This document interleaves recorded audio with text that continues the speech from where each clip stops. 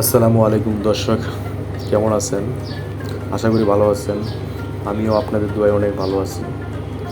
শিল্পনগরীর ব্যস্ততার পাশেই লুকিয়ে আছে এত সুন্দর গ্রাম, ভাওয়াল মির্জাপুরের কাঞ্জানুর গ্রাম। বিকেলবেলা হঠাৎ করে চলে গিয়েছিলাম প্রকৃতির টানে।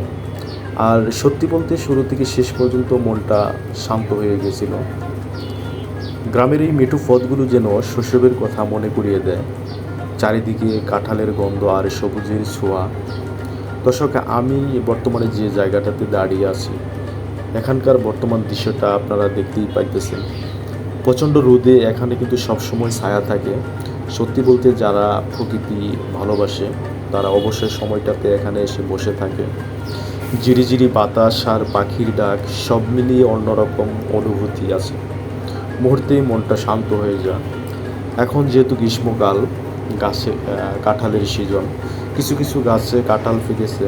কাঁঠালের গন্ধ আর সবুজের সমারোহ সব মিলিয়ে অসাধারণ সময়টা কাটালাম আজ। পাখির ডাক আর নীরব পরিবেশ শহরের কোলাহল থেকে একদম ভিন্ন একটা অনুভূতি। এখানে দর্শক দেখতে পাচ্ছেন, প্রকৃতির মাঝে এখানে কৃষক গ্যান্ডারি লাগিয়েছে। গ্রামের এই মেঠো পথ ধরে আমরা হাঁটতে শুরু করেছি। পাশেই কিন্তু আরও সুন্দর প্রকৃতি। কিছুদিন আগে একটা ঝড় হয়েছিল, ঝড়ে কিন্তু একটা গাছ ভেঙে গিয়েছে বা মাটি সহ উগলে গিয়েছে। গাছটা এখনও তোলা হয়নি। এই সেই লটকরের বাগান, যেখানে অনেক কাঠবিড়ালি আছে। এখানে আমি কয়েকটা গাছে কাঠবিড়ালি দেখলাম, আমার কাছে খুবই ভালো লেগেছে। মানে এখন যে কাঠবিড়ালিটা দেখলাম, আমি অনেক কাঠবিড়ালি দেখেছি, মানুষ দেখলেই পালিয়ে যায়, কিন্তু এটা খুবই সাহসী একটা কাঠবিড়ালি। আমাকে দেখে একদম ভয় পেল না। আর এখানে দেখতে পাচ্ছেন একটা পুরনো মাটির ঘর, বছরের পর বছর এভাবেই টিকে আছে এবং ধরে রেখেছে গ্রাম বাংলার ঐতিহ্য। এই গ্রামে অনেক মাটির ঘর রয়েছে।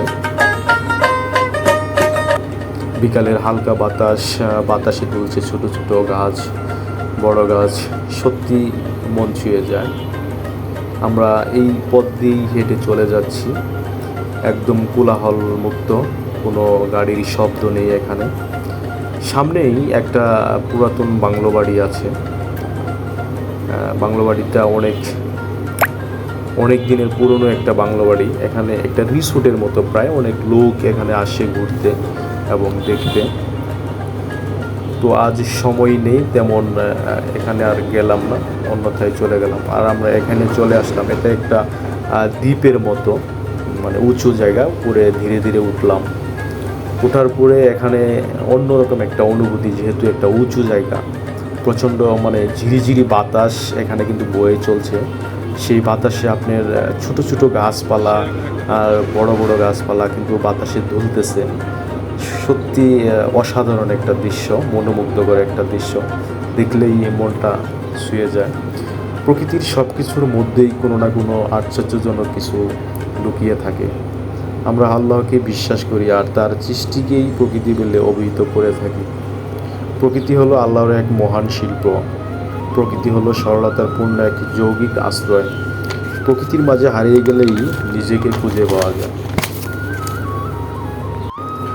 প্রকৃতির সুন্দর দৃশ্যগুলো মানুষকে বুঝতে শেখায় যে পৃথিবীর এমন কিছু জিনিস আছে যা অকৃত্রিম। প্রকৃতিতে আপনি যত বেশি সময় অতিবাহিত করবেন, তত বেশি এর মর্ম বুঝতে পারবেন। প্রকৃতি সবসময় এক আন্তরিক রং গায়ে জড়িয়ে থাকে। প্রতিটি ফুল যেন প্রকৃতির এক আত্মাস্বরূপ। প্রকৃতি হলো এমন একটি পুস্তক যার সম্পাদক এবং প্রকাশক হলেন স্বয়ং আল্লাহ। প্রকৃতি প্রেমিকরাই জীবনে সবচেয়ে বেশি সুখী, কারণ তাদের ভালোবেসে আঘাত পেতে হয় না। প্রকৃতি শুধু দিতেই পারে আর আমরা শুধু নিতেই পারি। সবচেয়ে বেশি যে জিনিসটা আমার মন ছুঁয়ে গেছে সেটা হলো এখানকার শান্ত পরিবেশ। সত্যি বলতে এখানকার সময়ে এমন জায়গা পাওয়া খুবই দুষ্কর, যেখানে মানুষের কোলাহল এতটা কম। চারিদিকে শুধু পাখির ডাক, গাছের পাতায় বাতাসের আর প্রকৃতির নিঃশ্বাস। মনে হচ্ছিল শহরের সব ক্লান্তি যেন ধীরে ধীরে দূর হয়ে যাচ্ছে। আর এই সুন্দর যে একটা সামনে একটা পুকুর আছে, এই সুন্দর পুকুরের যে দৃশ্যটা, এটা খুবই অসাধারণ লাগছিল। এখানকার যে হালকা বাতাসের পানির ঢেউ, আর ঢেউগুলি এত সুন্দর লাগছিল যে কিছু সময় শুধু তাকিয়েই ছিলাম। পুকুরের পাশে গাছপালা, পাখির ডাক, এমন পরিবেশে আসলে বোঝা যায় প্রকৃতির আসল সৌন্দর্য। শহর বড় বড় শহরে নয়, বরং এই নিরিবিলি গ্রামগুলোর মাঝেই লুকিয়ে আছে মানুষের কোলাহল, কম গাড়ির শব্দ, শুধু শান্ত একটা অনুভূতি।